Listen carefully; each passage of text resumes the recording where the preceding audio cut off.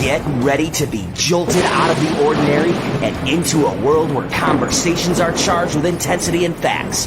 The Lightning Strike Talk Radio with your host, Mohammed Faheem, broadcasting live from the heart of the city on Chicago's Progressive Talk Radio, WCPT 820 AM. Welcome to a radio show that charges through the airwaves with an electricity like no other.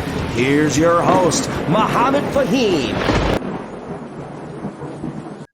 Welcome to the Lightning Strike. And this particular day today, Sunday, very sorry to see what's happening in America. What we are witnessing right now is not an isolated moment, folks. It is not about Minneapolis alone. It is about power, how it is used, how it is justified, and how easily it can be turned against the people it claims to protect.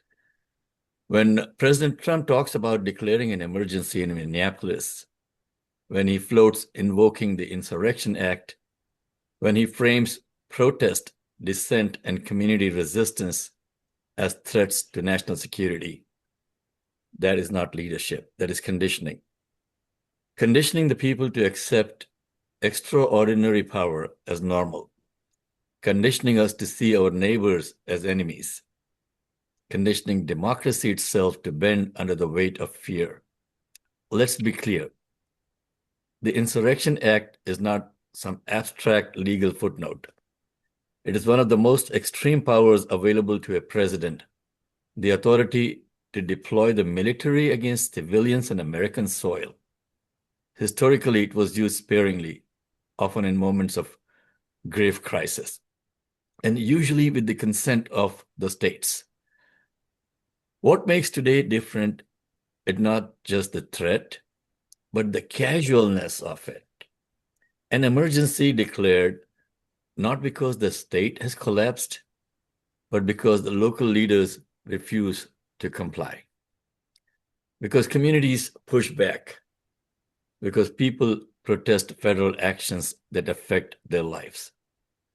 That should trouble every American, regardless of party. This moment, folks, sits at the intersection of several deep fractures in our society.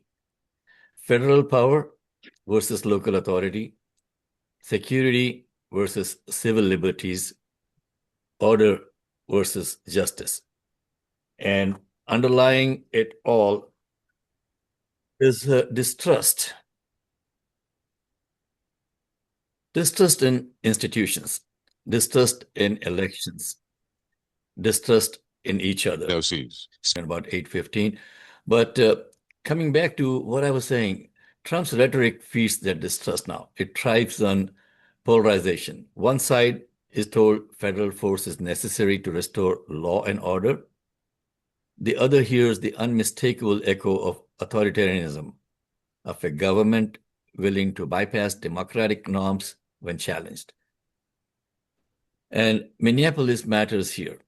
This is a city which is already marked by trauma, by protest, by national attention. When the federal government responds not with dialogue or restraint, but with threats of military intervention, it escalates, not resolves conflict. We have seen this playbook before, right? Portland, Washington, D.C., federal agents without accountability, blurred lines between law enforcement and political theater. Each time, the justification is public safety. Each time, the cost is public trust. And here is the deeper danger. Once emergency powers become routine, democracy becomes conditional. Rights become negotiable. Dissent becomes suspect. This is not just about immigration enforcement anymore. It's not about protests. It's about whether the United States remains a country governed by consent or by coercion. Because when executive power expands without restraint, it rarely contracts on its own. We have seen this playbook before. History teaches us this plainly. Democracies do not disappear overnight. They erode incrementally under the banner of necessity. With the applause of those who believe it will never be used against them, right? So the question this morning is not whether Minneapolis needs calm. Every community does. The real question is, who defines the emergency, who benefits from it, and who pays the price. At the lightning strike here, we don't accept fear as policy. We don't confuse authority with legitimacy, and we don't surrender democracy in exchange for the illusion of order. Stay alert, stay engaged, because moments like this are how the future gets decided. Quietly, legally, and all at once. This is the lightning strike. I'm your host, Mohammed Faheem. We come live every Sunday morning from 8 to 10 on WCPT, Chicago's progressive talk radio station. We'll take a quick break and come back on the other side of the break with our panel for today. We've got quite a few candidates lined up, and we've got our panel in place with Dr. Sheila White, Read Bible, Mike Patino, Ray Hanania. We expect Congresswoman Marie Newman to join us also shortly. Welcome back to the Lightning Strike. I'm Mohammed Faheem, your host, and good morning. I see quite a few friends over here. So we've got our panelists, Mike Patino, Ray Hanania, Dr. Sheila White, and also joining us today is Read Bible. And we've got two candidates who have joined us this morning. We are expecting about 4 more to join at 8:15. So we've got a couple of minutes to go. And let me go back and change the name of this over here. I see. Okay, Neil, you have changed. Good. I was looking at Neil. I'm like, Yes, that sir. looks like Neil. Doesn't look like Arya to me. Please took the profile. Sorry. Okay. Yep. Arya is my granddaughter's name also, Neil. Oh, great. Well, good to see you. And I see that Marie Newman is joining us also. So we have sent out invitations to all the candidates, and we did get confirmations back from 6 of the 8 candidates that are running in the 8th congressional district. I see that 4 of them are either asleep this morning. Okay, there I see Yasmin joining us this morning now. Okay, so Neil, what is that drink that you have in your hand? I'm doing morning green drink. It's made specially apples and coconut water. Neil, you may want to check your sound. Your sound is not coming in right. Good morning, Sanjot. How are you? I am well, thank you. Good morning. How are you? Good to see Look everyone. at that face and look at that sound. Neil, yeah, your sound is not coming good, Neil. So you may want to fix it while we get started. Okay, And, let's see. This is sounding correct now. Good. A little bit better. Little bit better. So we got Junaid also joining us. Folks, you're tuned in to the Lightning Strike on WCPT 8:20 a.m. We come every Sunday morning from 8 to 10. And today we have got the candidates from Illinois' 8th Congressional District primary joining us. We've got Neil Coate, we've got Junaid Ahmed, we've got Sanjot Dunung so far that have joined the conversation. And Yasmin Bankole also has joined the conversation. Good morning, everyone. Good morning. Good morning. So let's get started with Dr. Sheila White this morning instead of waiting for the others to join us. Sheila, good morning. Good morning. Good morning, candidates. This question is for the candidates. I want to begin with Sanjot on this question. Hey, this has to do with Sheila, if you Yes. don't mind, I forgot the format. Okay, so let's Okay. Okay, that happens sometimes when I'm in a fog. So sorry for that. Okay, so Dan is also joining us. Let's start off with Sanjot. Sanjot, if you could please introduce yourself. Sure, no problem. And I know it's early, right? It's all early and it's cold and everybody's got a big cup of coffee. So thank you so much Yep. for having me on again. It's great to see everyone. Hopefully you're all staying nice, warm, and cozy. I think you did a really good and a very important lead into some of the very big challenges. I know that I am Sanjot Dunung. I am running in Illinois 8 to replace Raja Krishnamurthy. Raja, as you all know, is running for Senate. And like a lot of you, everybody, we're really worried, right? We're very worried about the chaos, the uncertainty, what kind of future we're leaving our children, affordability, certainly healthcare, education, childcare, the threats to our democracy. That's really why I'm running. It's really what I'm bringing to the table, which is common sense, responsible change. I grew up in Des Plaines, where my parents instilled in me the values of service and hard work and pride in the promise that is America, the America that we all know and are working so hard to preserve and protect and make sure that American dream is there for the future. I have juggled raising three boys. My youngest is in the military. I run a small education innovation business, and I also took care of my aging and disabled parents. So I really get what our families are going through, and I very much understand the challenges on a day-to-day basis. I've served on Biden's foreign policy working groups, helping to strengthen small business exports, and I still continue to do that, along with creating jobs and focusing on economic and national security policy. So I'm really ready to hit the ground running on day one. I'm endorsed by a number of organizations, and including Vote Common Good, but that common good is under threat, as we all know. So I'm offering a bold two-pronged strategy. We need to defend democracy, no questions asked on that, but we also need to provide a path forward so that we can rebuild the majority that we lost last year or into 2024. I look forward to the conversation this morning and really working together to make sure that we restore trust, defend democracy, and rebuild a future and an economy that rewards. Wonderful, Sanjay. Thank you so much. Your 2 minutes are up. And when we come to the question and answers, folks, please keep your answers to about a minute and a half, because we have got a lot of ground to cover today, and we might extend the time a little bit in the second hour also. And let's go with Neil. Neil, good morning. You want to introduce yourself to our audience over here, and if you could please keep your remarks to 2 minutes. All right. Good morning, everybody. I hope you can hear me clearly now. I don't know what the technical. Yes, it's very cold early morning. So thank you, Mohammed, for having this wonderful forum. My name is Neil Koth, and I was born in India to a middle-class family, and in my family, education was the topmost criteria for me to be coming out from a university. I graduated as a computer science engineer. I came to the country. I'm here 30 years, and this is home. And I did jobs, more 200 was in the district.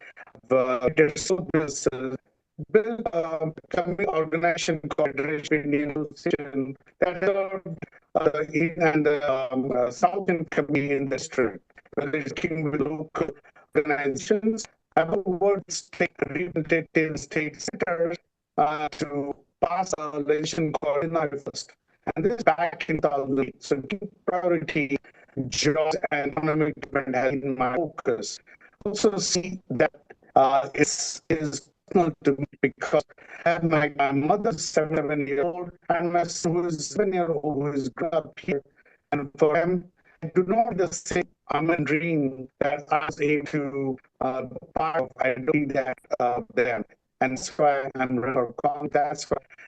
Neil, you may want to check your connection again. Again, your audio is not coming out clearly.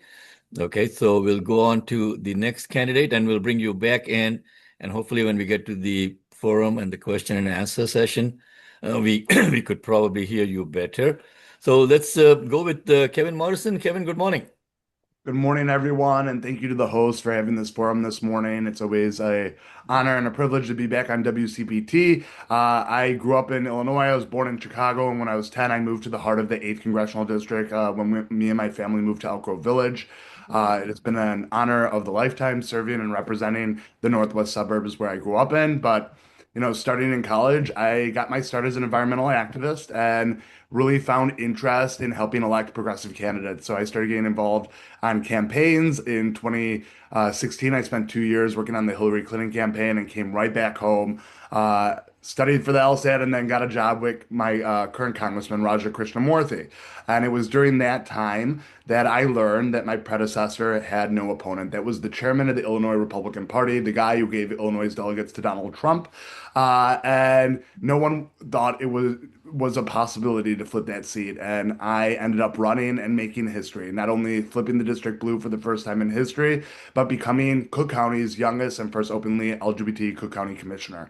As a commissioner, I've done everything from create a brand new Department of Mental and Behavioral Health, which is seeking to fill every gap in the mental and behavioral health space, a program that I want to see go national. I made reproductive health care and gender identity protected classes for 5.2 million people, and I created a nationally recognized one-stop shop to help our current businesses grow and to help aspiring entrepreneurs start new ones.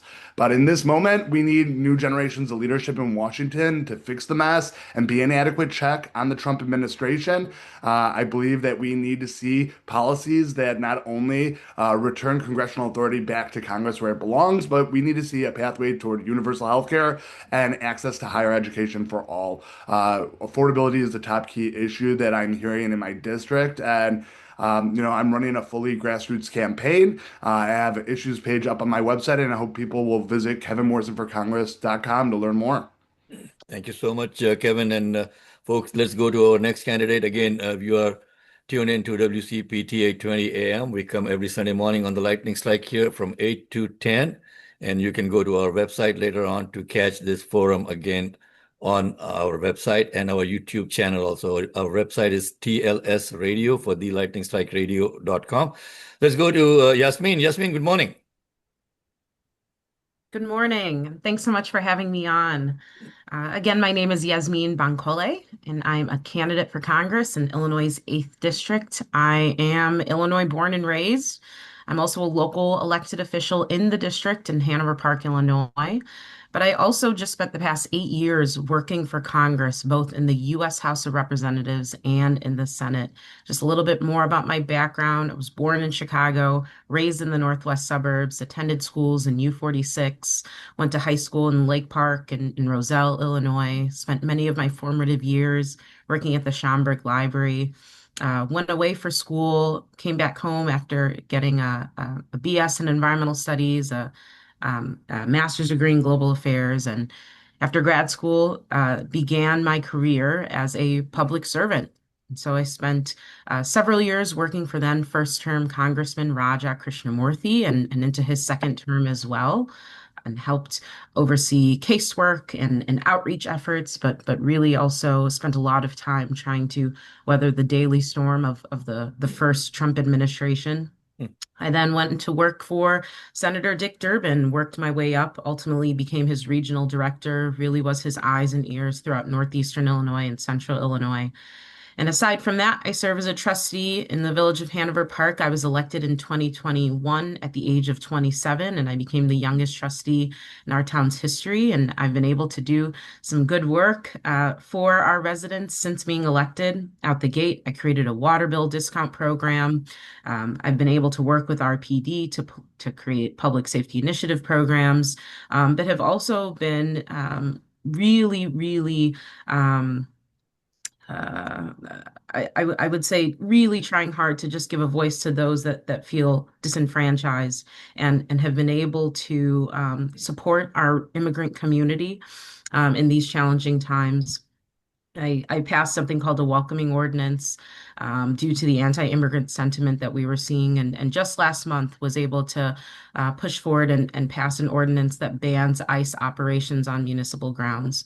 Awesome. And so Thank now you so much, Yasmin. Your 2 minutes are up. Okay, Schomburg sounds Library. good. Thank you. I have been associated with Schomburg Library for almost like 30 years.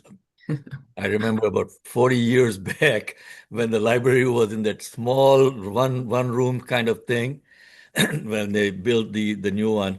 But welcome aboard. Thank you so much for joining us. I think we've got our last candidate. Let's bring in Junaid Ahmed. Junaid, good morning. Good morning, Mohammed. Thank you for having me. Thank you, everyone. Great to be with you this morning. My journey to this campaign starts like so many American stories. Starts with a dream. Really, my dad came to this country in search for a better life for I and my siblings. They worked hard. There were times he would come back, 2 shifts. I remember how tired he would be. Just all that hard work that, our parents put into us. I wanted to honor that sacrifice. And I started out my college education at a community college in Chicago at Truman College.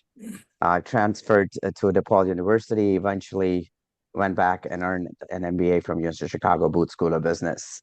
I kind of moved on from that point, just focused, got my today. I'm proud father of 4 kids, married to my beautiful wife, Shireen, and I own a tech firm. That's what pays the bills today.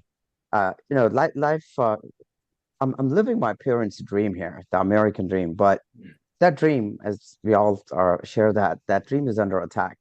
Donald Trump is tearing apart our government. He is just to give a tax break to a few of his billionaire friends here. He's cutting Medicaid, food assistance, making everything more expensive. We need to send a progressive fighter to Washington who will hold them accountable. I'm running to fight back and push forward and make life more affordable for working families of our district. What does that mean? Am I done? Your 2 minutes are up. Thank you so much. Okay, that was quick. 2 minutes. Thank you. I'm kind of keeping my eye on the clock because we have a lot of things to cover today. And we have Dan Tully now. Dan, good morning. Hi, good morning, everybody. My name is Dan Tully. I am running to stop this administration's illegal power grab and to restore integrity to Washington. Specifically, I'm an attorney with over 8 years of experience practicing law. I'm a veteran who served in Iraq, as well as a major in the U.S. Army Reserve JAG Corps. And I'm also a former federal civil servant from the U.S. Department of Commerce who resigned in protest when this administration cut my funder, USAID. I refused to help this administration carry out its illegal and authoritarian agenda. And I decided to come back home, where I looked at the race that emerged as Raja Krishnamurthy decided to run for a different seat. And I see a real opportunity to lend my skill set to solving these issues. Specifically, I am running with a Trump accountability plan. Now, that Trump accountability plan has several different facets, including banning the president from issuing self-pardons, having an ICE accountability commission that's dedicated to subpoenaing the DHS and then pursuing accountability on an individual basis for ICE agents, but also prosecuting and, if necessary, incarcerating through the inherent contempt power of Congress members of the cabinet who refuse to follow the law. And then lastly, also restoring the independence of the DOJ through a couple different measures that I'd love to talk about in more detail. And of course, I have plans of distinct ways that we can bring down the cost of living, and whether that's childcare, healthcare, or the cost of housing, and bring the American dream back within reach for more people. I'm looking forward to the discussion today, where I'm hoping to demonstrate that not only do I have an understanding of the complex challenges we're facing, but also I had the experience both on the legal and the military side in order to face these challenges. Awesome. Thank you so much, Dan. Okay, folks, we are 15 minutes into the show today, so it's about 8:30, and let's go with our panelists. And the panelists have the choice to choose a candidate of their choice for the first question. So, Dr. Sheila White, good morning. Good morning, candidates, progressive fighters for the District 8. This question, I'll begin with Sanjot, and then I want to go to Ms. Yasmin, and then also Junaid. The question has to deal with immigration and civil rights, immigration reform. Illinois 8th District is home to immigrant families who contribute deeply to the economy and the culture. What does humane and effective immigration reform look like to you? And what would you oppose, even if it's politically expedient? Sanjot, we'll begin with you. Thank you. Thank you, Dr. White, for that question. It's such a critical one today. I'm an immigrant. And, I've always said from day one, we're all immigrants. Unless you're Native American, everybody's an immigrant, whether you came 4 years ago or 400 years ago. So really recognizing that immigrants are our secret sauce. It's what makes America special. It's what makes us the most innovative and hardworking country in the world. So from day one, I have been championing pro-legal immigration reform. I hear everywhere in our district, in our state, around the country, everybody wants to make sure that we continue to welcome immigrants. We need faster pathways for visas, green card citizenship, and we can do that. I'm a champion of the Dignity Act, but I would also go one step further. The Dignity Act is a bipartisan act that's sitting in Congress waiting for somebody to sort of push it over the finish line. I would be that leader. I know the folks who have helped to propose it and have been leading it. We need to invest in caseworkers and judges to process visas faster. ICE is getting their way right now because they're picking up people who are waiting in limbo. People wait for years for a visa. They sit in temporary status. We can fix that. If you are part of the fabric of the community, you already are working here. You're not taking jobs from anyone else. Your kids are going to school. We can provide an amnesty and a pathway to a visa within 12 years. 1 year, I'm sorry, 12 months. Technology allows us to do that quickly. We certainly want to get out the bad actors, the criminals, but we also know how to do background checks within 24 or 48 hours.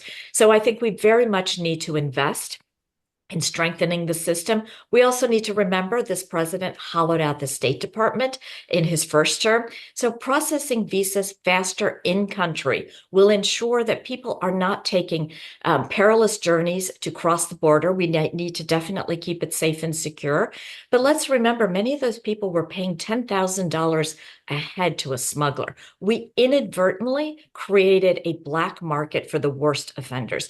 So we need to stop that, keep the border safe and secure, but make sure people can fairly and easily get a visa to be able to come here. We need Thank you, people. Sanjot. Thank you. We are running out on time again. So please, whenever you answer, please keep an eye on the clock. Otherwise, I'm just going to come in and tell you that. Thank you. Sorry about that. I will time is up. definitely keep an eye on the clock. Okay, Dr. White, who's your next candidate now? Mr. Ahmed, the same question. Thank you. Look, I'm a proud immigrant. My dad came to this country, as I said, provide a better life for our family, worked 18 hours a day, made it so. Today, I'm living that dream, creating jobs through my small business and giving back, to the community, to my family. And that's the best of what America, has to offer. And there are many immigrants working tirelessly to build a better life for themselves. So they're being failed by a broken immigration system and a president intent on demonizing them. In Congress, I will fight for comprehensive immigration reform with a path to citizenship for undocumented people and dreamers, and protection for refugees fleeing violence. And I think I can say this is what I'll do in Congress, but let me just take a few seconds to talk about what we have done as a citizen. Today, everybody's talking about ICE. Everybody's talking about what's happening in this country. But to take you back 5 years, when Donald Trump 1.0, he was separating parents from children. And there was an ICE detention center in McHenry County. There, we protested nights after nights after nights for weeks in cold winter nights. Some of you on the screen here was was with us. We successfully shut down that ICE detention center. We were relentless until we were able to bring humanity to those people. And that's what I'll be fighting for. I'm not just talk here. I have done it as a citizen, not recently, for decades. And I'll be there in Congress, bringing that voice to the halls of Congress. Thank you. This next question is for Yamin and also Kevin and Dan. This question, how would you balance border security and protecting civil rights and the due process, specifically for asylum seekers and mixed status families? Go ahead, Yasmin. So to clarify, am I answering the first question that you'd? No, the second question. Okay. How would you balance? You'd also mentioned my name before. Okay, go ahead. Okay, second question. We like to keep you guys, on your toes over here. You were expecting the first question. Heck no, it's the second question. Go ahead, Yasmin. Okay, can you repeat the question? I had question prepared for the first one. Okay, how would you balance border security with protecting civil rights and due process, especially for asylum seekers and mixed status families? Yeah, and so when I think about border security and when I think about also protecting our civil rights, I think about funding and I think about the law, right? And so we know that we have the INA, which oversees how we oversee immigration in this country. We know that it desperately needs reform. It hasn't had reform in over 30 years. And as a result of that, we have seen archaic processing standards. We've seen those that try to go through this process wait upwards of 10, 20, 30 years to have some form of legal status. And so it's time for a modern and efficient immigration system, but I think it can be a system that's done without cruelty, right? So what does that mean? That means we are fully funding USCIS and the State Department. It means that we are also passing legislation that has been on the books, good legislation that's been on the books for quite some time now. We're passing the DREAM Act, right? It's been 20 something years since it was introduced. We're passing the U.S. Citizenship Act of 2021, right? When that was introduced during the Biden-Harris administration. Sanjot also mentioned the Dignity Act. I agree. It's good legislation that needs to be passed. So when I think about the role of Congress and I think about the things that we can offer, that legislative piece, that funding piece, I think that those would be some of the most impactful ways to address this issue. I'll also just briefly state that I don't believe that we should be giving ICE more funding. They're terrorizing our communities. They're racially profiling against people. We have, the government's supposed to shut down in 2 weeks from now. There's a DHS bill on the books. I don't believe our current members of Congress should give any additional funding to an agency that is currently abusing our residents and people across the country. I'll pause there. Thank you. Okay. Dan, same question.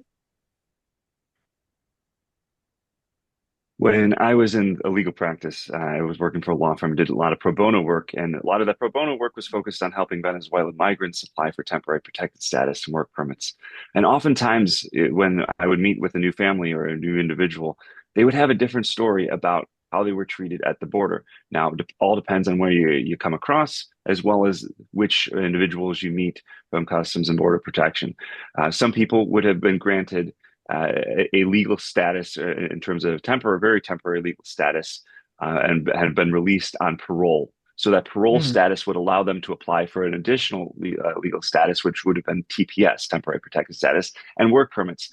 But a same person crossing at the same location, meeting a different Customs and Border Patrol officer, would be subject to different protections if they didn't have that parole status. And that all comes down to the individual decision of that Customs and Border Patrol officer. All that to say, that's just one example of how an individual-based decision, the deference to agents, really creates this uncertainty in the system where I could have a family come to me to apply for TPS where one of the spouses had parole, the other didn't. They came through at the same time, did exactly the same actions. They were just processed by different people. So one person could apply to stay, the other person had no legal basis. Obviously, under this administration, TPS is being rescinded not only for Venezuelans, but also for the Somalis. And it seems like this administration is using removal of legal status as a weapon against our immigrant communities. So when we're talking about balancing border security and civil liberties and civil rights, obviously we need to know who's coming in and out of the country. I fully support that the concept of making sure that we have conceptually a high wall, but we also need that wide gate. We need that pathway for people to come through in a legal way. It's not only good for them, it's good for us as a country. Immigration is our lifeblood. I would be happy to go into more detail about my ICE accountability plan. As Yasmin said, there are efforts right now to consider funding. I've personally voiced on my social media that we need to abolish ICE, as it has been doubled in terms of employees, people that are untrained, people that are unscreened, people that have a particular cruelty as a part of their intention of joining. We need to start from scratch. Of course, we need immigration laws, and we need a law enforcement agency to enforce those laws, but we can't rely on the people there right now. Thank you so much, Same Dan. question.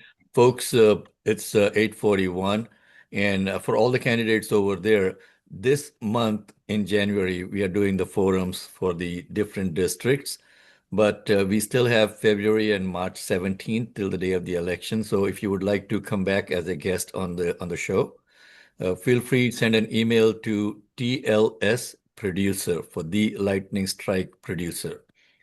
tlsproducer@gmail.com. I'll put that in the chat also.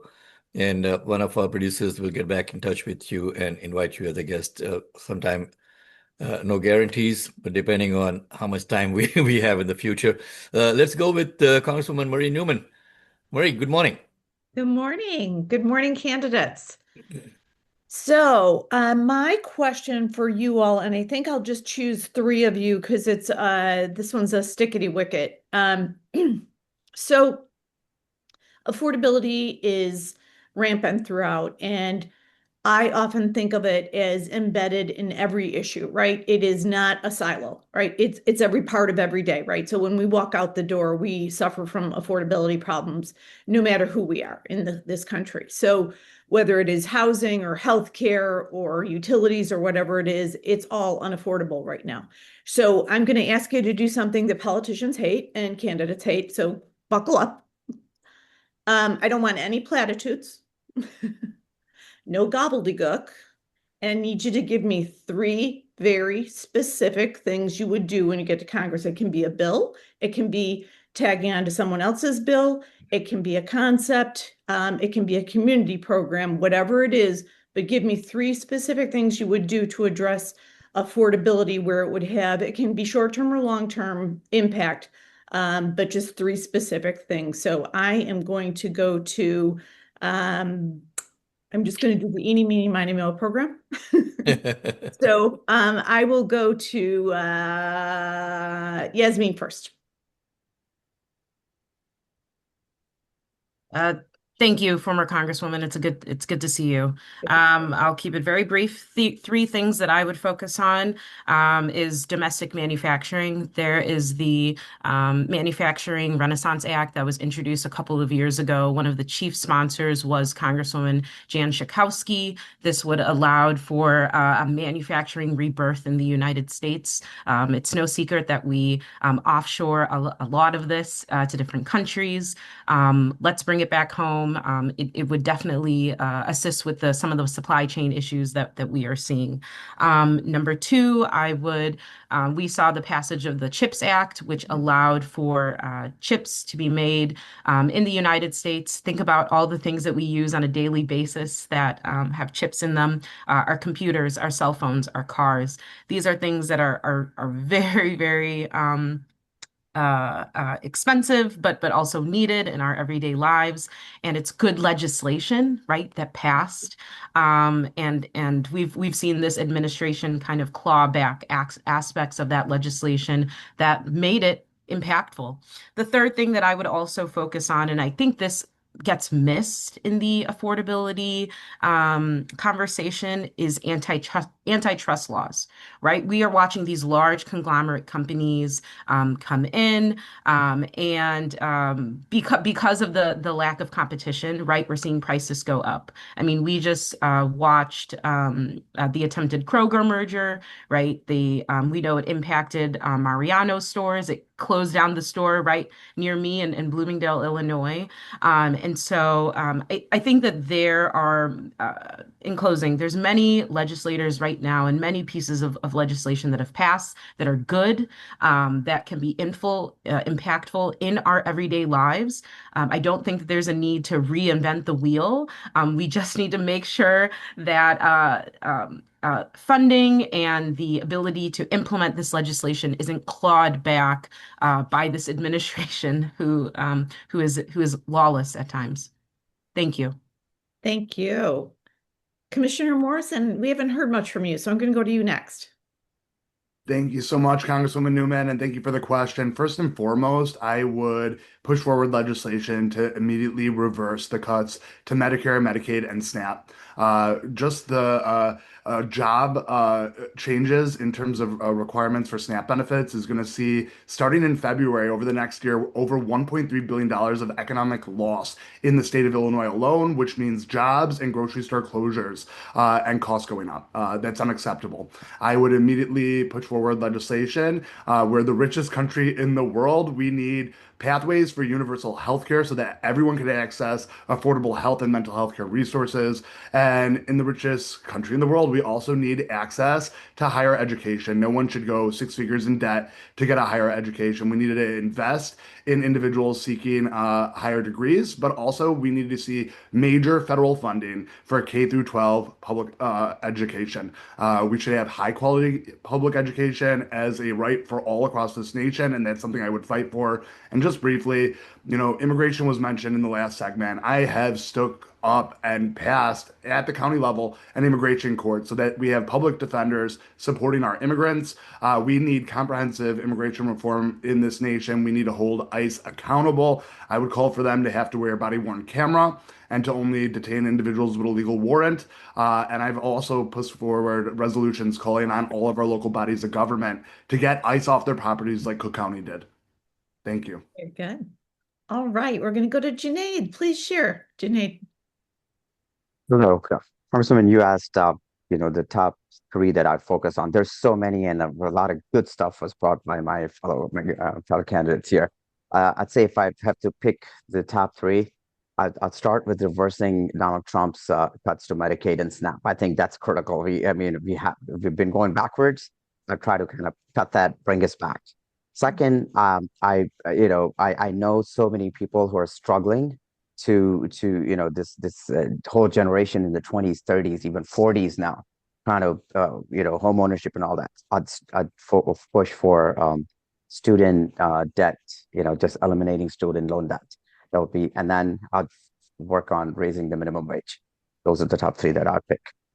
Very good. Well, everybody's stuck to their time, so I'm going to go ahead and reach out to the rest of the crew here, but we have very little time. So Sanyot, I'll go to you. If you can just give us bullet fashion your top three. Yep, I'll give you really quickly. So the first thing I would take a look at is the formula that is used to actually create whatever you're going to get for childcare, Social Security, unemployment. That formula, the income and poverty thresholds were created in 1963. We need to update them to 2026 realities. Happy to dive into that separately. I'm also championing and already ready on day one to be able to make sure that without increasing the budget, we give people more in-home resources for disabled care and elder care. This is something that I lived with my mom. We penalize the middle class.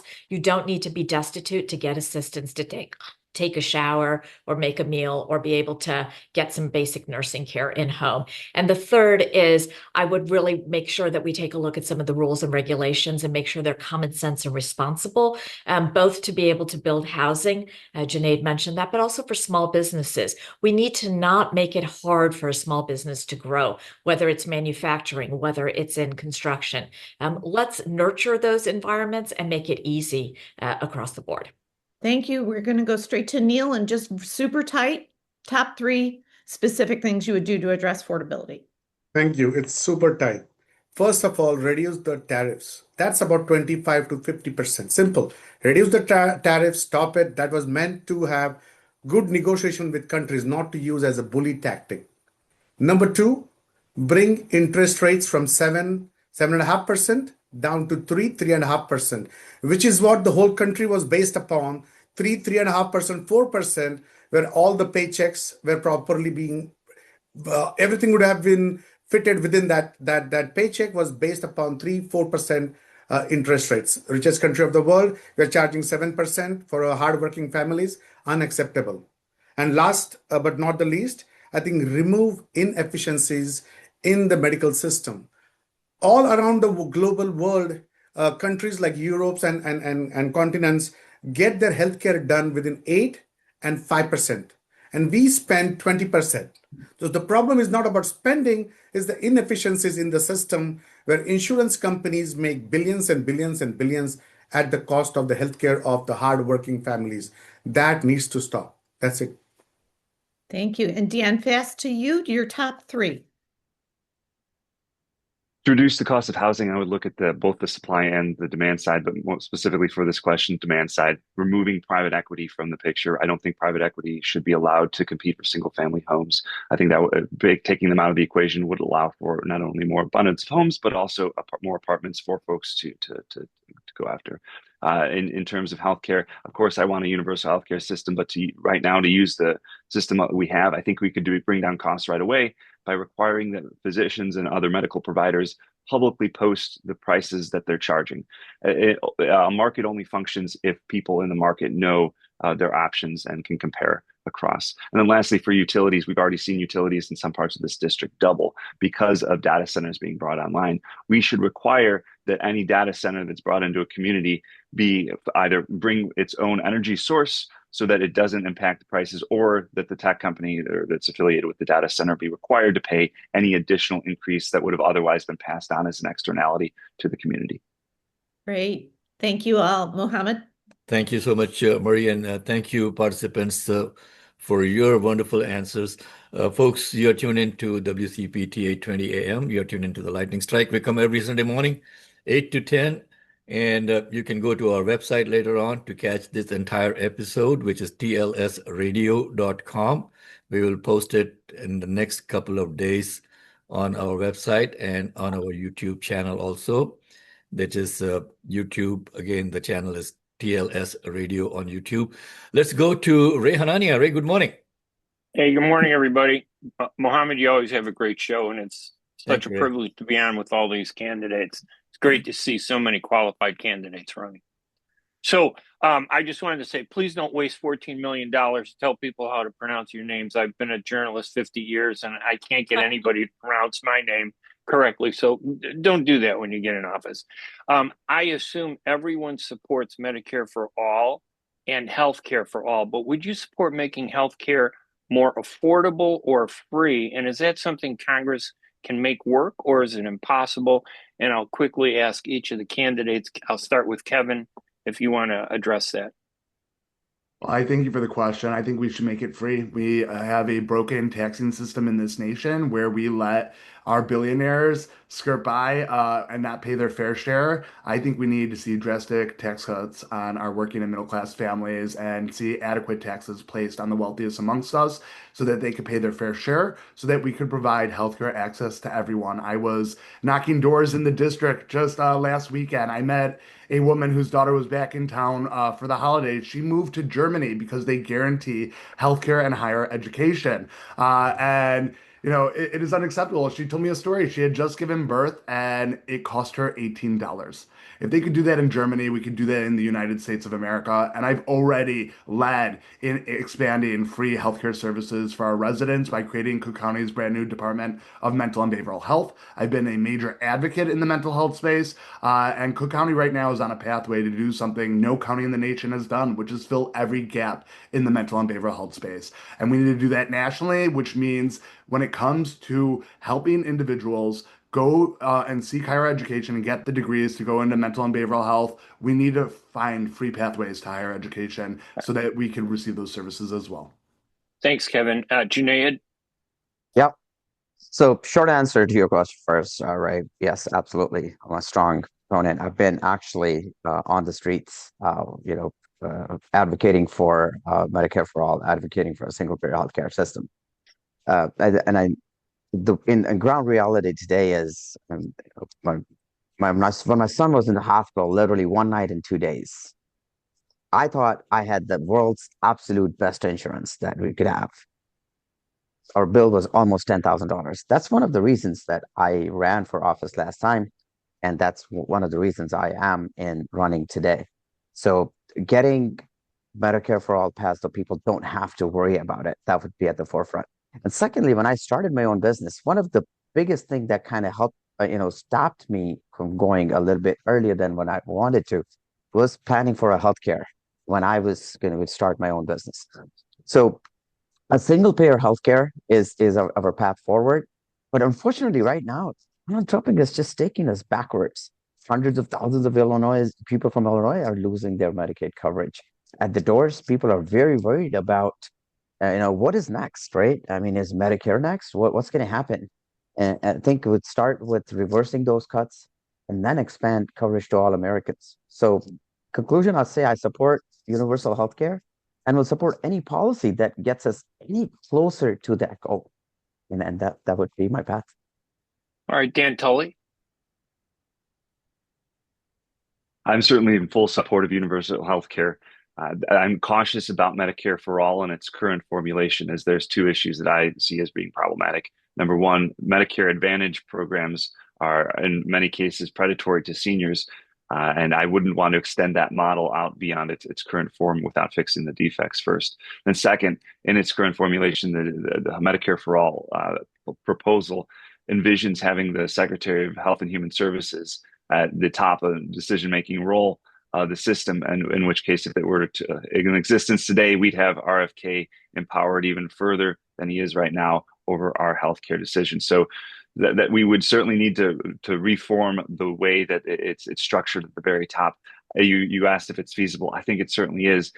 If you ask people in rural districts or in red places outside of this island of blue where we live in the sea of red around us, people want healthcare, and regardless of whether they're Democrat or Republican, it's just that certain branding terms cause folks to shut down in the conversation. So we have to focus on the actual benefit to the American people. And in terms of funding, absolutely, we need to reform the tax code. Specifically, I think we need to equalize the tax rate on income gained through wages and labor, and income gained through capital and investments. So equalizing that capital gains tax rate, also looking at the estate tax, as we are about to see in the next 10 years, what's called the great wealth transfer, where $82 trillion will transfer from an older generation to younger generations.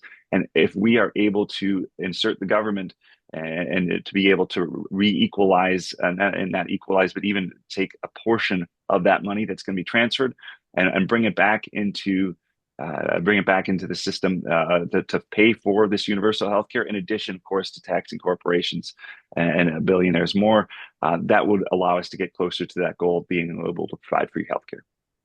All right, Yasmin. I think there was a follow-up question in the chat. I don't know if that would happen. Yeah, now, I just want to chime in, and team candidates, I always just provide clarity, just because I have a deep knowledge of the Medicare system.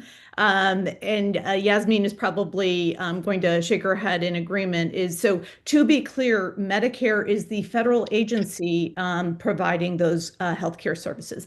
Medicare Advantage is private insurance. So Medicare ABCDEF is a series of United Healthcare, Blue Cross Blue Shield. Those are offerings that are provided on top of Medicare, sometimes needed, sometimes actually superfluous. So just understand Medicare Advantage is not part of our Medicare system. That's the only correction there. It just gets very confusing for folks. So that was it. Thank you for the further conversation. I'd be happy to talk about more about my understanding of Medicare for All and Medicare Advantage if you'd like, We'll bring Congressman you Newman. back and Dan a little bit after Yasmin's answer. So Yasmin, go ahead. Yes, thank you. I agree with the former Congresswoman. There is a distinction between the two. And as it relates to the first question, I am in full support of Medicare for all, and the overarching umbrella, which is universal health care. We're the only industrialized nation in the world that does not have some form of a single payer healthcare system. It's healthcare is basic for living a dignified life, and I think it's long overdue that we have some type of this in this country. We've talked about taxation. I do believe that a progressive tax system is desperately needed in this country, right? It's the amount that you're taxed should be proportional to the amount that you make. It's just that simple, but yet we have not been able to do that. But also, I'll just say as an aside, when I think about Medicare, I also think about Social Security. I think about the fact that Social Security is due to run out. A progressive tax system would be able to fortify our Social Security system. Last year, the Social Security Fairness Act did pass. I'm proud that I was able to add a small portion of assistance in passing that legislation. When on staff for Senator Durbin's office, right? This is a piece of legislation that upped monthly benefits for teachers, for letter carriers, for police, for fire. So when I think about the things that we can do as members of Congress, I think about that legislation. I think about the different programs that we can make sure are implemented. And I just know that this is something that we can do if we have the will and the mindset in order to accomplish it. Neil, I assume, I'm just going to repeat the question. I assume everybody supports Medicare for all and health care for all, but would you support making health insurance more affordable or free? And is that something Congress can make work, or is it impossible? So I think let's look at the foundation of this. Obamacare is a program that was passed, and it has a wonderful provisions. I'm not sure why we are bringing a lot of new ideas when the old ideas, we just need to ensure that they're implemented correctly. First of all, it gave healthcare access to the underserved, and everybody was able to buy healthcare on the marketplace at a very affordable rates. What is happening in our current country, when you look at, again, global world, we spend the most money in the world, and we have the health index at about 35th in the world. What does it say? Our priorities are misaligned. What it means is doctors are not interested to see you recover, but rather interested to get you test after test, test after test. And when you come out, you see an average hardworking family bankrupt just due to healthcare. That should not be the priority. If I'm in Congress, I'm going to first bring common sense approach. Get the inefficiencies out of the system. If you look at the last 2 years, the profits that insurance companies have made, that says a lot. It's almost $50 billion. Why is an insurance company who should just be a custodian to manage the money making the profits at the cost of hardworking American families? So that's the inefficiencies.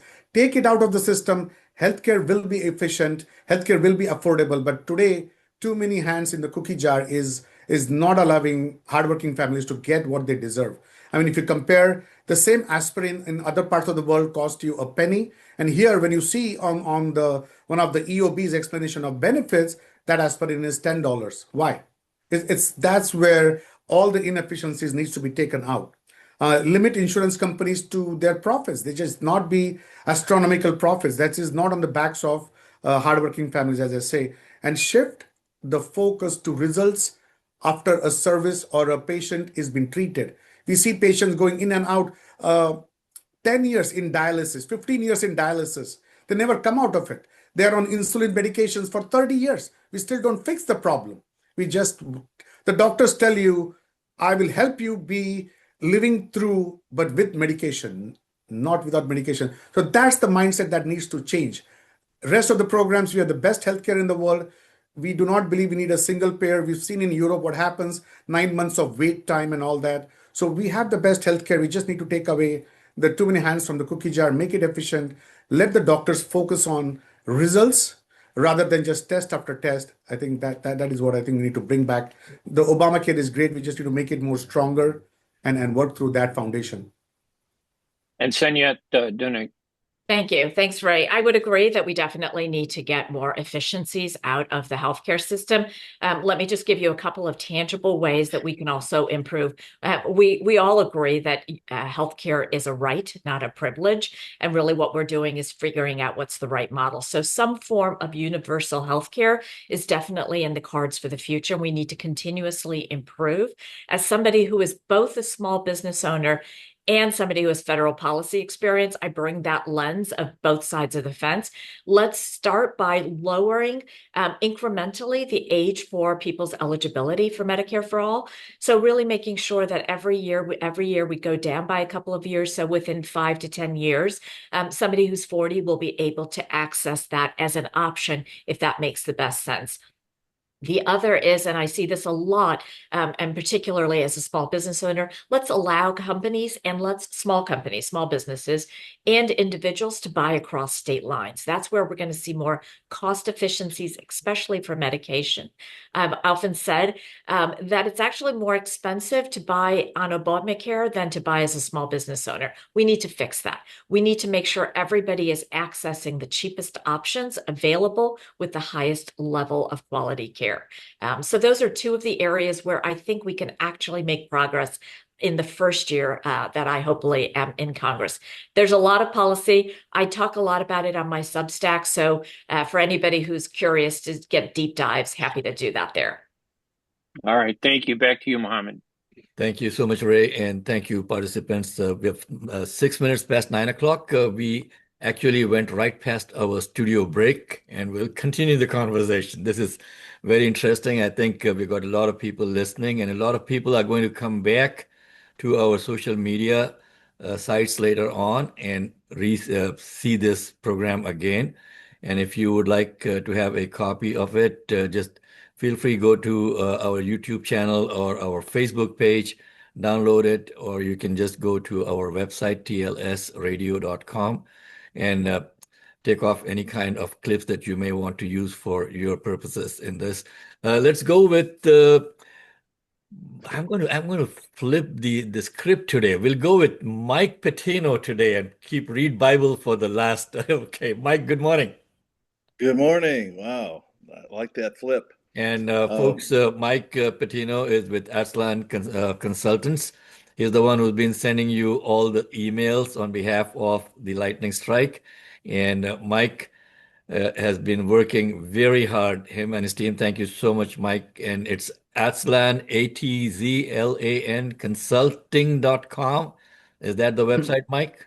Yes, it is. Okay. Close. So it's folks, AZT, but that's close enough. Yeah, if you need help with your programs, with your campaigns, yeah, reach out to Mike. Mike is good, folks. Go ahead, Mike. Thank you very much. It's an honor and privilege to be on this show. It's a great show. And more importantly, thank you to the candidates for showing up. It's so important that you show your concern for your constituents out there. Your constituency needs to see you. Being a former union officer, I've got a question, switching gears a little bit on the environment. How would you ensure that federal infrastructure and clean energy investments translate into good paying union jobs for local residents? I'd like to go to Morrison first. Well, I thank you for the question. I'm proud to support our unions and collective bargaining and reducing efforts of our corporations to union bust like we've seen at Starbucks. Now, first and foremost, I'm proud, child of union members. My father was with IBEW. My fiance is a machinist. We need to make sure that we are reversing cuts that have negatively impacted all the credits that are bringing us toward a clean energy future. I was able to purchase my electric vehicle because I was able to get the tax credit that the federal government was providing to do so, which we've seen reversed by the Trump administration. Your question was more specifically, how do we make sure that we are geared toward ensuring union positions with these federal movements? We of course should be making those moves, but first and foremost, we need to retake the House. We need to reverse all the cuts to the Infrastructure Act that Biden moved forward, that this administration has cut. Those need to be immediately reversed, and we need to ensure that what is re-implemented is geared toward American first jobs, but also union and good paying jobs. Great, thank you. Sonyette? Sure. Thank you for that question. Absolutely. As somebody who's an educator and I have an education business, this is really an area that I've been talking to a lot of folks in our district about.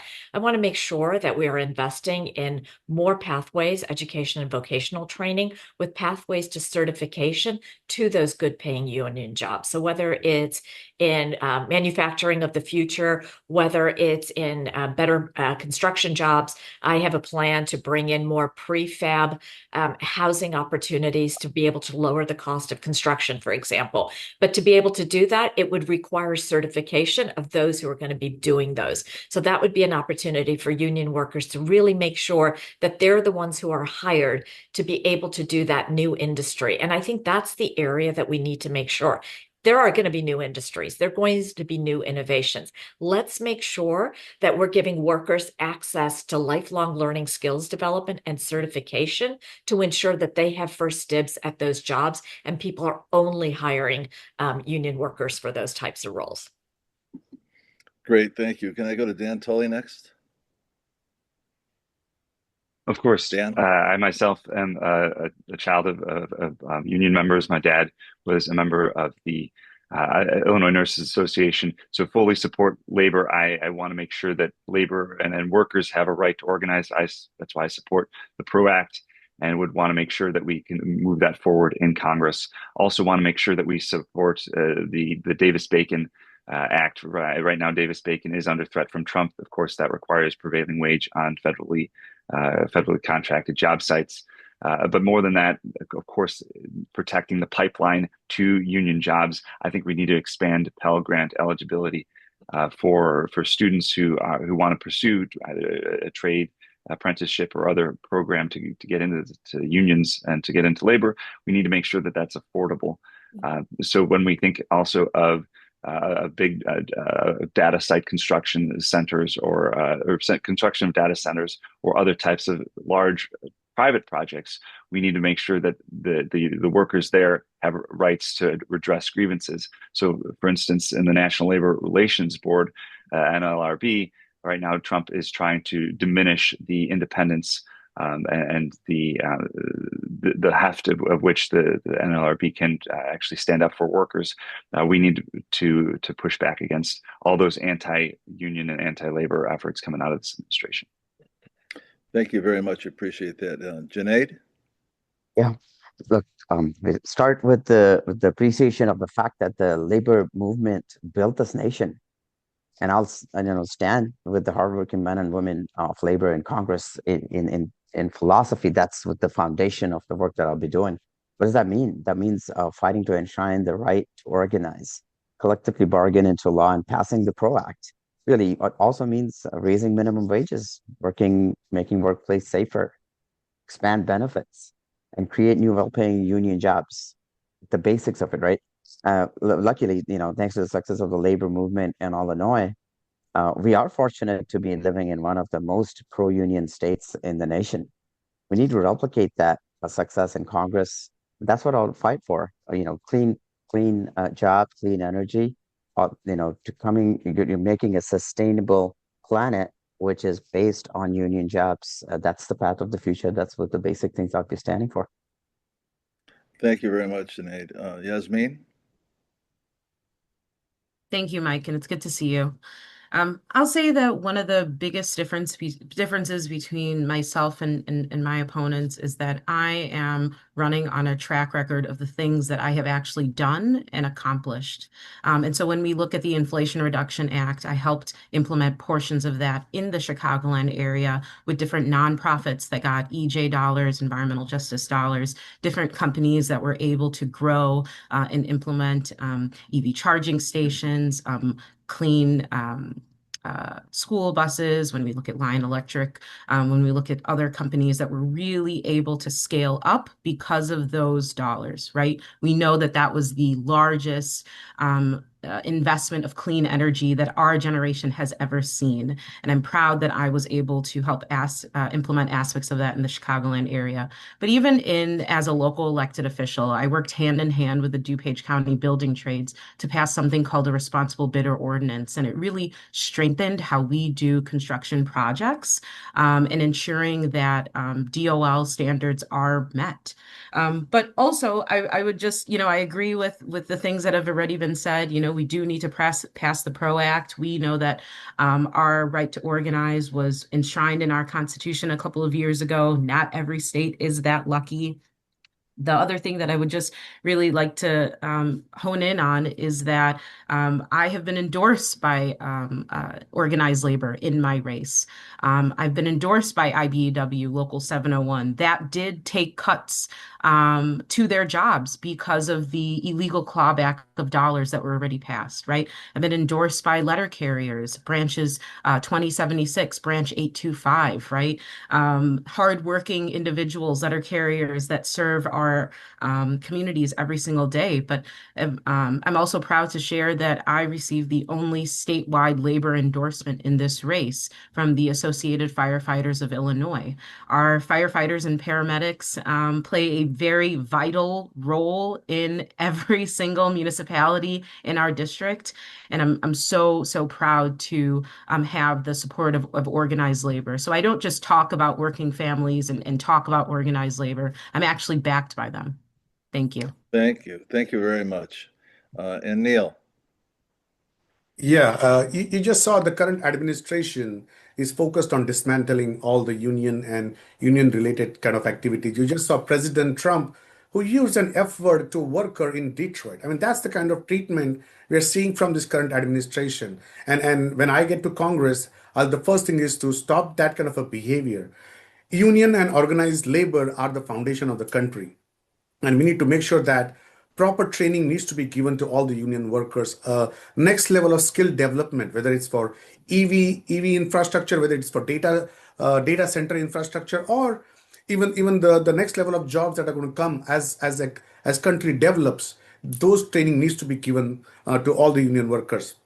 I would also say that clean energy and independence from oil is very important for national security, from global security, because when petrodollars goes to other sides of the world, that money has been used against us and also to spread terrorism. So we need to make sure that we get our independence from oil so that we can invest a lot on clean energy, EV energy, build an infrastructure, and be a leader to the world with this EV independence. I think that's what's going to take us to the next level of climate control and clean energy and new jobs, and essentially protecting us from the global terrorism that gets generated by the petrodollars.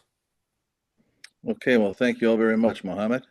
Well, thank you, Mike, and thank you again, all the candidates who are participating today. It's 17 minutes past 9 o'clock, folks. We go to our last panelist, Reed Bible. Reed is a former special supervisory agent for the Department of Homeland Security, which is ICE now, I guess, and also an immigration attorney and a former Will County board member. Reed, good morning. Good morning, Mohammed, and good morning to all 6 of the present candidates. I can't tell you how impressed I am with all of you, how well informed you are, and how compassionate you've shown yourselves to be, and your intelligence. I really respect that. I do have 2 questions. I'm going to actually compromise. I'm going to ask my first question of 4 of you, and my second question to 2 of you, and I'll select you at random. It regards democracy. We have a fundamental systemic threat to our democracy. You know, over the past 65 years, this nation has developed into one with the lowest rate of upward social mobility among all the world's advanced nations. This is largely due to corporate profits that have been generated by the working class, but are being siphoned off by a comparatively small percentage of the overall population. 60 to 70% of the total wealth is concentrated in the top 10% of households today, while the bottom 15% holds only 2 to 6%. So my question to 4 of you, and I'll name you, what changes to our rigged political economic system would you propose, if any, to promote more equitable distribution of wealth in this nation? And I have ideas like that you may or may not embrace. I'd like to hear if you do and what you would offer instead. One is vigorous enforcement of antitrust laws again, or having a federal statute that mandates that corporations place rank and file workers on their corporate boards. Maybe bringing back Glass-Steagall, or how about a possible constitutional amendment that prohibits corporations from making political campaign donations. Given that, I would like to ask that question firstly to Ms. Yasmin Bankole, please. Okay. So I'm going to be a little bit rapid fire because there's a lot in that question. And thanks so much for asking it.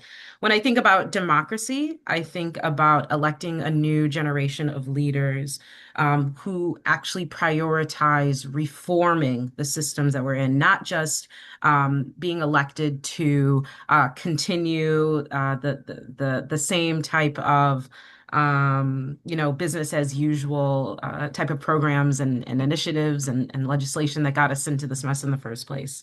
So I do think that leadership is important. I also think that for the next 3 years, many of us should not be focusing on who will lead the Democratic Party. I think that we should be focusing on who will be leaders in the opposition party, because I think that in order for us to quite literally survive this period that we're in, we will need those that fiercely and aggressively oppose all of the horrible actions that we see out of this administration every single day. When you use the word rigged, I also believe that it is rigged, rigged against poor people, rigged against the middle class in many different ways, rigged against people like me who look like me.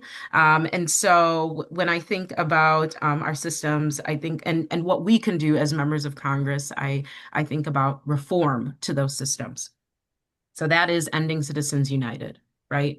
That's also making a constitutional amendment so that we can increase our Supreme Court, right? Members of Congress, we've seen many members of Congress enrich themselves through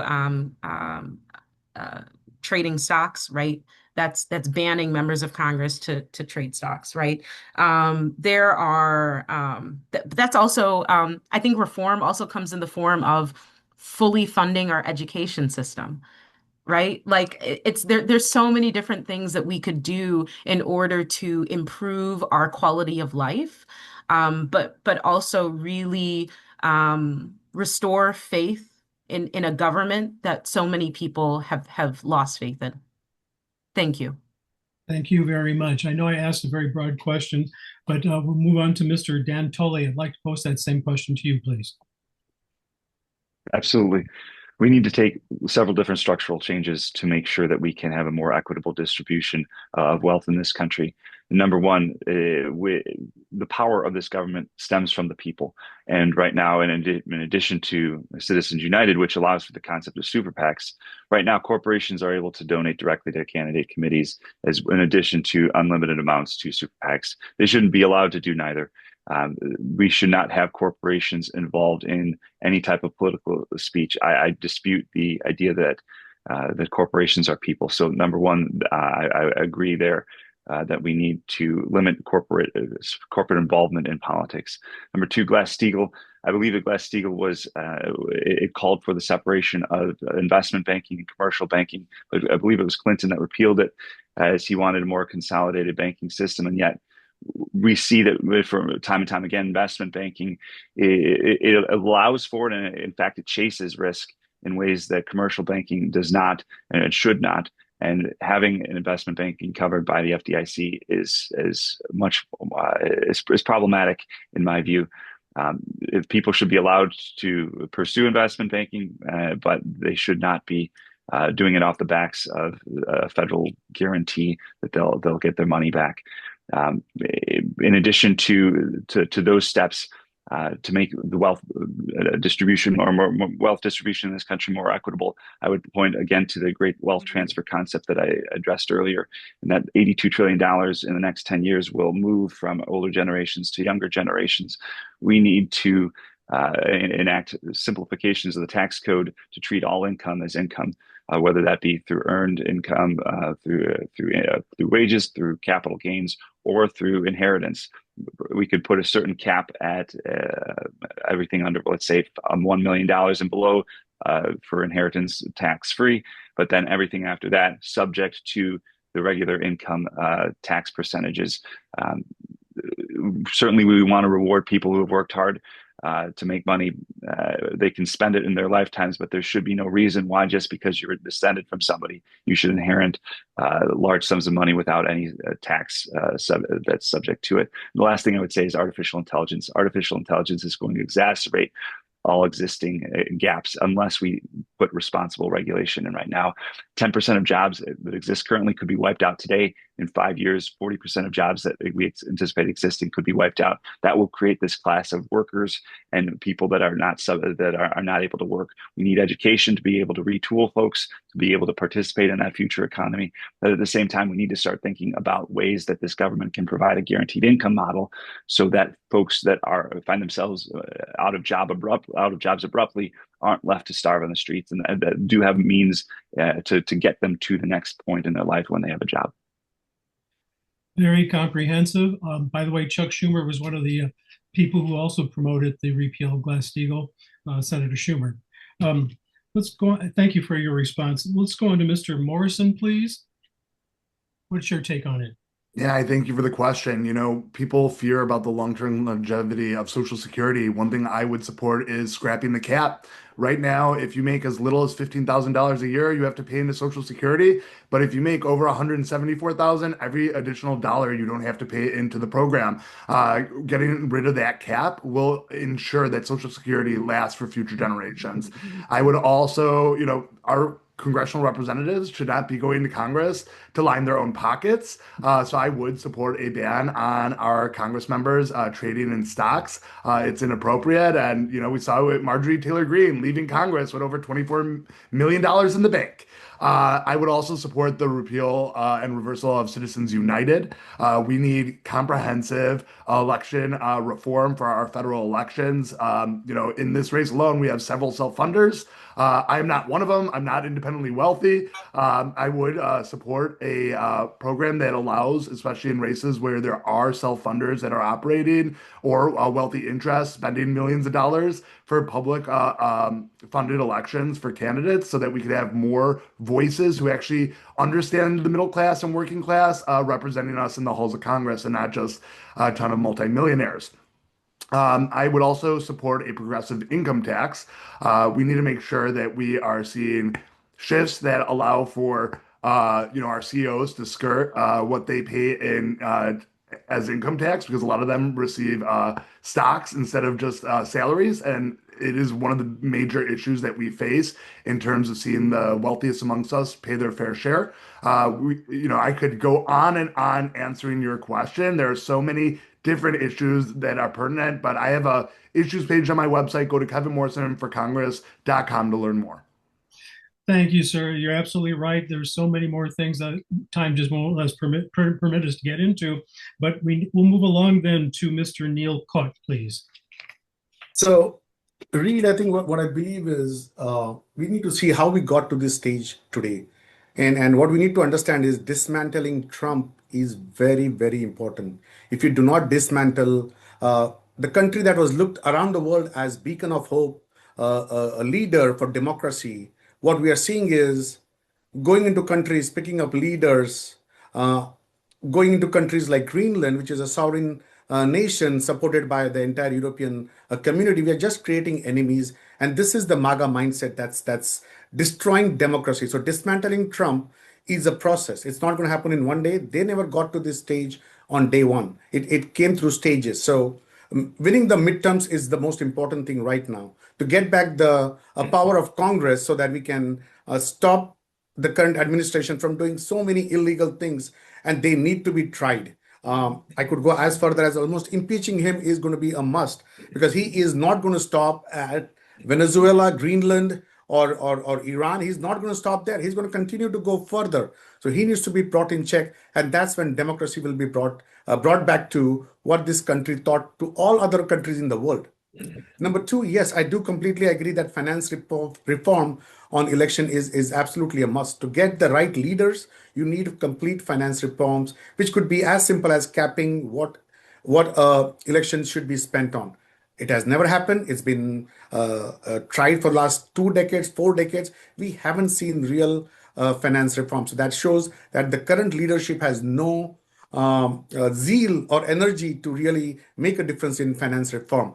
Citizens United was an example of how it became more further rather than becoming more lesser. You could make it as simple as a congressional race, make it as simple as $100,000. Fine, that's it.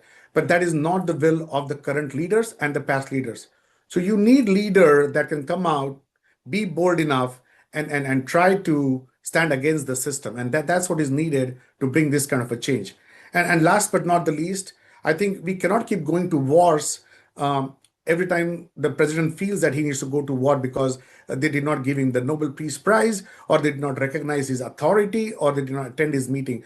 And that's what I would request all the listeners on this channel, WCPT. February 5th starts early voting. March 17th is the day of election. That is the time to speak. That is the time to speak at the ballots. Go to the voting booths. You got a month and a half of early voting. Go in. It's open from 9 to 5. Be there, speak out, and take the House or the Senate, mostly the House, in a decent number so that we can now start the dismantling of Trump and the MAGA mindset. Thank Okay, you, sir. folks, it's 9:31. I think we have come to the end of our session for today for the forum. Thank you all for participating. My final thought, and I would like to get an answer from everybody. Just put your hands up. I know that 8 people are running. I know 1 person is going to make it.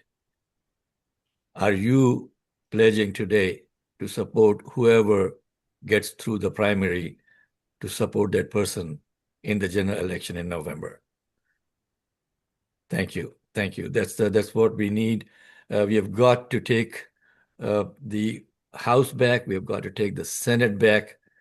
We have got to make sure that we are letting the Democratic Party leadership also know that you cannot depend on old horses to run again and again. Okay, we need new people in. We need new energy. We need young people, old people, just new people to come in to represent us in Congress. And Congress has been a money game, and all of these people are lining their pockets. The outgoing congressman has got $28 million in his campaign fund. Come on. That is, I mean, I'm at a loss for words. So we're going to continue the conversation over here with Marie Newman joining us now for her segment. If you would like to stay on, but before you go, if you guys don't mind, please give out your social media over here, your websites at least, so that our listeners can go back and look at your profiles and look at what you have to say on your websites. Let's start with Sunny. Thank you. Sanjot for Congress.com, SANJYOT. I also have a Substack, so feel free to take a look at some of the deep dive. And Reed, I'm sorry I didn't have a chance to answer your question, but I had a lot to say. So hopefully, Mohammed, I'll come back and be able to talk a little bit about how we actually restore democracy and Absolutely. Trust. Thank you. Thank you so much again, everyone, for joining us. Here's the thing, folks. We are here every Sunday morning, so feel free to send us a message. And if you want us to bring you back on the air, I did have that thing, the TLS producer at gmail.com. Feel free to send an email out, and we will do our best to get you on. Everybody's putting their emails, their websites in the chat over here. And thank you again for everything that you folks are doing. It's very tough to run for office. I know. I've tried to do that twice, and I know how much it takes from family and from our regular business to help to represent the people. And I also want to thank Read Bible, Mike Patino, Marie Newman, Dr. Sheila White, and Ray had to leave for another appointment. So he's not with us to continue the conversation. Thank you again, everyone. Okay, let's go with Marie. Marie, your topics for today are very interesting. And if you folks would like to stay on to interact with Marie, feel free to stay on. And Marie is going to be talking about Minneapolis under siege, shutting down ICE, Greenland, major healthcare providers ignoring RFK's vaccine schedule, and it's time for a shadow cabinet. Let's get started, Marie. Well, great. Well, welcome to Ignore at Your Own Risk. These are the stories we're looking at this week. And the first one was a surprise on Friday night. I think we saw something very interesting, but also now very standard in this administration. There was a dump, an Epstein files dump. And what happened is that they came back. You may, as a refresh, you may remember that Congressman Massey and Congressman Khanna asked the federal judge to assign a special master. Effectively, a special master is a monitor for this case to make sure that, in fact, they release the files as the law dictates, right? The law that was just passed dictates. They are continuing to kind of delay and say that they don't need to do it. Interestingly, they came back on Friday night. This is the DOJ in a 6-page letter filed to District Court Judge Paul Engelmeyer, the U.S. Attorney General Pam Bondi, and her deputy Todd Blanche argued that Khanna and Massey are not parties to the actual case, which is the U.S. v. Ghislaine Maxwell. And and this involves the Epstein matter, and they shouldn't be involved in assigning a special master, and this court request should be dissolved. So at the end of the day, the DOJ is simply saying, look, we don't like what they're asking for, and so we're going to ask you to dissolve it. Well, that's not the case. They went on to say in the same motion that, in fact, they feel like this judge does not have jurisdiction over this matter, meaning the Epstein matter, which is absolutely silly. So, but just know they dump this on a Friday night, and this is what they do. They dump it on a Friday night or a Sunday night and then get out of Dodge.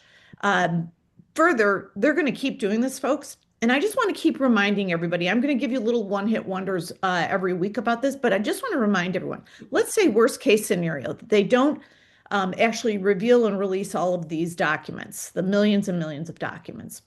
They still will have to apply to this or comply with this law when Trump leaves office. Further, and more quickly, if we take back the House and or the Senate, they are going to have to comply at that time because there will be teeth to everything. So just know that this is not over no matter what, even if they don't release all the files this year. Minneapolis, wow. I didn't think I would ever see the day on a town of whatever they are, 600,000 people, that they would be sending 3,000 armed troops. So what actually has happened since the killing of Renee Good? And I just want to remind everybody, there were others. There were folks here that were killed in Chicago area. Keith Porter. There are many folks that have been killed by, I believe the number is 7 now. So, but just in Minneapolis alone, since Renee was killed last week or the week before, a second shooting incident occurred on the 14th in North Minneapolis, where a federal agent shot Julio Cesar Sosa Silas in the leg during an attempted traffic stop, a traffic stop. It is never necessary to shoot someone during a traffic stop unless they are putting a gun in your face, and that was not the case. So ridiculous. ICE is going door to door. So remember, why does this sound familiar? When we talk about armed people in a country going door to door, why does that sound familiar? It's just what Nazi Germany did. In fact, they're using the same language. When they reach the door, ICE is asking for your quote unquote papers. This is insanity. And they're terrified, obviously. Now, there's the ongoing investigation into the fatal shooting, and certainly tensions are high. But the FBI is leading this investigation, which gives you probably no solace, because all they're saying is that Minnesota as a state should not be engaged in this investigation. Typically, so everybody understands, when there's an investigation like this, all law enforcement engages. So if there's a federal component, there's a state component, and the county or municipal jurisdiction law enforcement, they all engage together and do it in a impartial way. So what else is happening there? DOJ and prosecutor resignation. So what did the DOJ do as soon as they found out, wow, there's a lot of public sentiment against ICE regarding this killing of Renee Good, and this isn't looking good for the DOJ? What do they do immediately? They gaslight, and then they say, well, we better investigate Renee Good's wife. That's insane. I mean, just to be clear. She did nothing, and this is just a politicized, DOJ move. So the clashes continue. So what are some of the responses that the state has had? They are doing things, just so you know, it's not only the citizens protecting their own citizens with all protests and protecting immigrants. There's some things going on at the state level and lawsuits. So the state of Minnesota, Minneapolis, and St. Paul have filed a lawsuit against DHS this week, calling the surge in federal agents a federal invasion. And they're asking for operations done. We did something similar in Chicago, folks, and it actually worked over time. So this is a smart move. The ACLU filed a separate class action lawsuit alleging that the federal agents have violated the constitutional rights of Minnesota residents. And through this kind of, when there's no suspicion, they're stopping people, there's no reason, and they're warrantless and racial profiling, which is indeed going on. So Minnesota politicians have widely condemned the federal actions, with some calling for ICE to leave the state. I wish that was a little bit stronger right now. Federal government responds back. So the DHS has defended the agents' actions as a self-defense. It was not. Let's just be very clear. There is no, we saw all 6 videos, right? We all saw what we saw. And Marie, I was looking at a news report just yesterday that the ICE agent who was supposed to have internal injuries was not taken to a hospital at all. No, that was debunked. So CBS reported, you're right, Mohammed, CBS reported that there was internal bleeding. There's no medical record to support it. There's nothing there. So they're obviously gaslighting. Again, that's just ridiculousness. And I just want to remind everybody of the economic, in addition to the sheer terror and the immorality and the cruelty of this, there's also an economic impact. So local businesses are shutting down, particularly restaurants, because they're afraid the ICE workers are going to come in and shoot up the place. And people are staying home. They don't want to go out right now. So what the local community, and not the least of which is immigrant groups, but also Indivisible, are doing Know Your Rights events. This is a great tool. So what can everybody do? Call your senators and representatives. Those numbers are one Google click away. Just, the U.S. Senate, the U.S. House of Representatives, go there and start calling. So let's turn our attention to Greenland. This is another thing that I think has gotten a lot more attention, but there's some pieces to it that people need to understand. So that may be ignored. So for everybody's benefit, President Trump has said that UK and the European nations will face extra trade tariffs until a deal is agreed to let America purchase Greenland. Keir Starmer from the UK has said threatening tariffs on NATO allies was completely wrong. Thank you, Keir. President Macron of France condemned the threat as unacceptable and compared it to blackmail, and it is. It is manipulation, it's bullying, it's blackmailing, and it's gaslighting, all rolled into a big ball. The threatened tariffs would be set at a 10% level for February 1st and increased to 25% in June. So, this is great. So thousands of protesters have taken to the streets in Denmark, and they're supporting Greenland and reject Trump. But I also want to be clear that there is no reason for this, folks. I want to also be clear that Greenland and Denmark have made it clear that, hey, US, if you want to put another big base in there to protect all of the North Atlantic, that's fantastic. Go ahead and do it. That'll mean more jobs for Greenlanders and all the good things. So we already have what we need and the ability to do what we need. There is no need to invade or purchase. Now, the very good news, and I want everybody to listen, is that a bipartisan Foreign Relations Committee delegation went to Greenland to to Denmark to talk about this. And so it was Senator Jeanine Shaheen, who is with New Hampshire, Senator Chris Coons from Delaware, Dick Durbin, Murkowski, a Republican actually, Greg Meeks, Democrat from the House, Sarah McBride from the House, and Madeline Dean from Pennsylvania. They all traveled to Europe for meetings with Danish and Greenlandic officials, and they are making headway there. And so let's hope this brings the temperature down. So I want to make one more comment about this, and this is where the shadow cabinet comes in.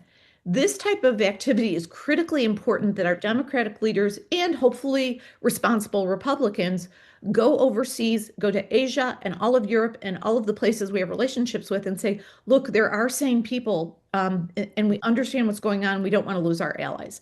That direct relationship, because as of now, there's really no relationship with Trump and his administration. It is deteriorated down to nothing. So it is critical that bipartisan groups like the one that went to speak to the Greenlandic officials and the Danish officials, they keep doing that work. The second thing is it is time for a shadow cabinet. It is very clear. Not only are these folks incompetent, but they're wreaking havoc worldwide. They are ruining all of our relationships across the globe in a very severe way. It's not like the first term where he just made some boo-boos. This is very serious stuff. People will die. We're invading countries. So it is critical that we set up a shadow cabinet that is a Democratic cabinet with competent people so that, in fact, we have relationships in the cabinet and then across the world. Finally, this is a story that kind of got swept under the rug. The major healthcare providers in the US and professional medical organizations are banding together to be clear and set a statement that they are ignoring and actively resisting these new vaccine guidance programs that were promoted under RFK recently. And they have established evidence-based guidelines that they are providing to their constituencies and to their states. So these are really big and well-respected organizations. So the Children's National Healthcare System, Texas Children's, Seattle Children's, Los Angeles, the Hospital of Philadelphia, it's called CHOP, Cleveland Clinic, American Academy of Pediatrics, and all of the major health organizations. The good news about this is resisting works, folks. Capitulation does not. So this is another lesson where all of these groups are being very loud and clear that they are not capitulating to this insanity where children, babies, and people will die because they will get COVID, measles, and or whatever. So these guidelines from the professionals should be adhered to, and RFK should be ignored. So with that, we're going to continue in the coming weeks. Mohammed and Mike will continue to put these forums together and listen to all these great candidates. There were great candidates today. I'll be talking about it on my Substack at Marie Newman Studio on substack.com. And hey, folks, remember, support a candidate, work with Indivisible, resist, resist, resist. So thanks, Mohammed. Well, Marie, I understand that Mohammed's Zoom has frozen. Okay. And so I guess until Mohammed can fix that technical problem, I will go ahead with my little rant. Go for it. Round out the other. Okay. Well, listeners, it is time to abolish ICE. As someone who was a charter member agent of ICE in 2003, I never imagined that I would have to draw that conclusion or say such a thing.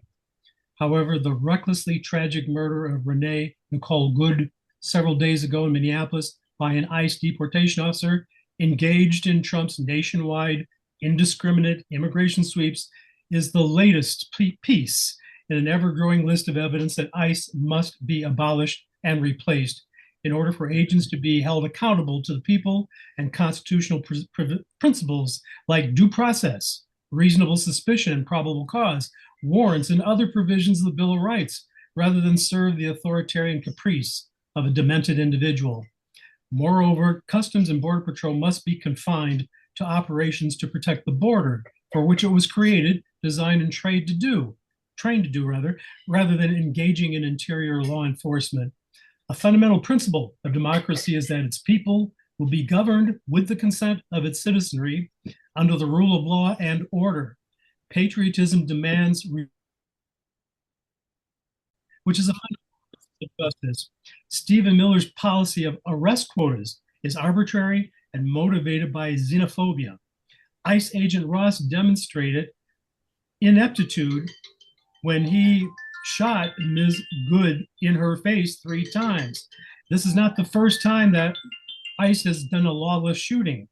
My conclusion that ICE should be abolished is from the perspective of a retired supervisory special agent with the agency, a retired attorney, and a former holder of elective office.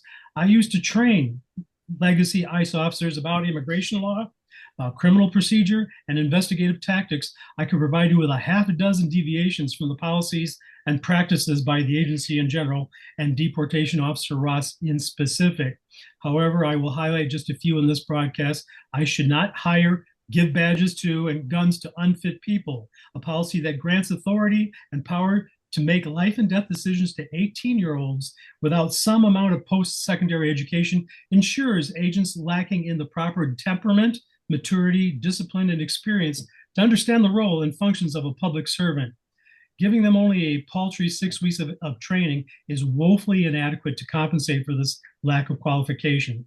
Deployment of agents to the field who might be suffering from PTSD without first being examined by a mental health specialist is yet another potentially deadly policy of ICE leadership that ought to be changed. Concealed identities of agents escalates fear and anxiety levels. Contrary to what should have been his training in vehicular stops, 10-year veteran Deportation Officer Ross initially placed himself in the path of Miss Good's vehicle instead of simply stepping out of the vehicle's original trajectory. He used this to justify a discharge of his first round as a defense against the alleged use of the vehicle as a deadly weapon. Yet the videos of the incident show that Ms. Good had turned the wheels of her vehicle away from Agent Ross and was moving at a speed that could not have been in excess of 2 miles per hour. The next 2 rounds were clearly fired at a vehicle that was moving in a direction away from Ross. This was in violation of past Supreme Court rulings and both DOJ and ICE policies. You don't shoot at a moving vehicle is the standard policy. Ross failed to de-escalate the situation by not concealing his identity. And in fact, it was Ms. Ross who took steps to de-escalate by telling Officer Ross that she was not mad at him. After shooting her, Ross failed to provide medical aid, again, contrary to basic training, and even prevented a civilian medical doctor already on the scene from rendering her assistance. Another failing on Ross's part was immediately to leave the scene of the shooting, potentially depriving the ICE equivalent of internal affairs to thoroughly examine the deadly incident. Contemporary examination for the presence or absence of tire tread marks in the area where he stood or on his apparel or injuries might have been critical to determination of culpability. Other deviations from what should have been training, like firing his weapon in a direction perilously close to his colleague who stood at the side of Good's vehicle, or giving conflicting commands in combination with deployment of an agent to the field so soon after a previous incident in which he had been dragged by a vehicle and potentially traumatized, leads me to no other conclusion that ICE is an irretrievably defective agency. In fact, not only does its operations pose a threat to the welfare of the nation, ICE even enables imposters to prey upon unsuspecting victims who have been stopped and molested by anonymous malfeasants with racist and misogynistic attitudes. It defies logic to tolerate the continued existence of a law enforcement agency that engages in lawlessness. It's time to melt ICE, or our nation might slip into autocracy. Awesome, Reed. Thank you so much, folks. Reed Bible is a former special supervisory agent for the Department of Homeland Security. He has worked with ICE in the past, and you have heard his take on what is happening in our country. Thank you very much, Congresswoman Marie Newman, also for joining us today with your thoughts. This is so important for us. We've got 5 minutes to finish off the show, and Dr. White, thank you again for all that you do for the Lightning Strike. Mike Patino, thank you for staying on, Mike.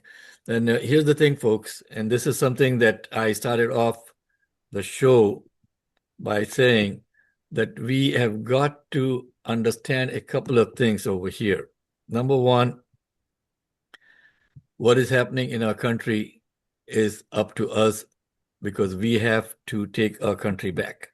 And we can only do that by going out and voting. Voting is going to be very important for us in the midterms. The president, if he could have it, he's going to make sure that there are no elections happening. And he has said that on quite a few occasions, that when he got elected, he said that this was the last time that folks would be voting. Okay, so this guy is off his rocker. We all know that. And the people that are supporting him, his supporting cast, is where the problem lies. So it's not just with Trump, it is the Trump philosophy or the Trump thought, which has been, God, how do I put it? I want to get Mike's take on that. Mike, what is your take on this? Well, Trump is he's got to be resisted. I mean, the attorney generals have to come out and throughout the different states and take them on. I mean, we can't just do what we've been doing and just let almost passively the governors have been just kind of acting helpless. They're not doing. They cannot figure out what to do. Well, So, I'm very happy with at least our governor. Our governor is going toe to toe with him. And I guess if there's a wrestling match between the two of them, Marie, who do you think is going to win? Given that Trump can't really stand anymore, I'm going to put my money on JP. Okay. Okay. Dr. White, what is your take on what is happening in the country? I mean, how would you want to see us take our country back? Well, I think the next senators and congresspersons will shape the future of Illinois. And that's why it's so important for people to go out and vote, let their voices be heard, continue to protest in a peaceful way. Monday is Martin Luther King's Day, and I think it's important to protest peacefully and to let your voices be heard. Yep. And I wanted to finish off on that thought that Monday is Martin Luther King Day. It's not just a holiday. Let's go back to see what Dr. King was all about. There are a number of organizations that are putting together programs for the Martin Luther King Day. If you can just go ahead and, Marie, you want to say something? No, I just wanted to reiterate and tag on to what Dr. White said. Listening to these forums is really important, but I want to tell people that we have primaries for a reason, right? We always want to get the best, in our case, Democrat, but in the Republican primary, the best person. And sometimes that's the incumbent. Sometimes it's not the incumbent. Don't be afraid to support a candidate that you truly believe in just because maybe they don't have a lot of money or because they are well known.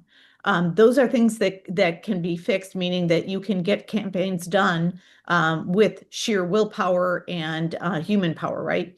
So please vote for people that are aligned with your values, not just because it's a foregone conclusion. It's 9:59, folks. We are coming up to the end of our 2-hour broadcast for this Sunday, January the 18th. And I would like you to all please, again, go out, vote, get your friends, get your neighbors, get your family. Early voting is starting February 5th. So it's coming up pretty soon. In a couple of weeks, we can go to early voting.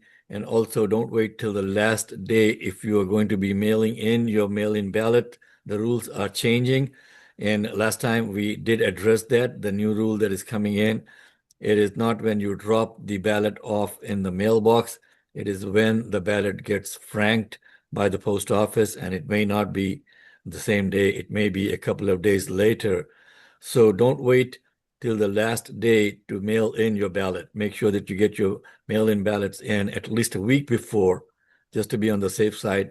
And don't wait till the last day to go in and vote. Early voting is starting February 5th. Please go ahead and get your votes in and select and elect a candidate that would represent you and not the interest of the special interests that are out there every day. They're trying to write laws for the people that are funding them and not for the people that they're supposed to represent. I'm Mohammed Faheem signing off on the Lightning Strike for this Sunday, January the 18th. Thank you all, everyone, for listening. Have a good week, Chicago. Hey, don't forget the Bears game today. Go Bears. Yes. Okay. Okay. So let's not forget about that part of it. Okay, folks who are listening to us on Facebook also, we'll be signing off on Facebook also today. And thank you so much for listening in. We'll post this whole thing on our website, tlsradio.com, and our Facebook page at facebook.com/TLSradio, and our YouTube channel, youtube.com, and look for @TLS Radio. Good day.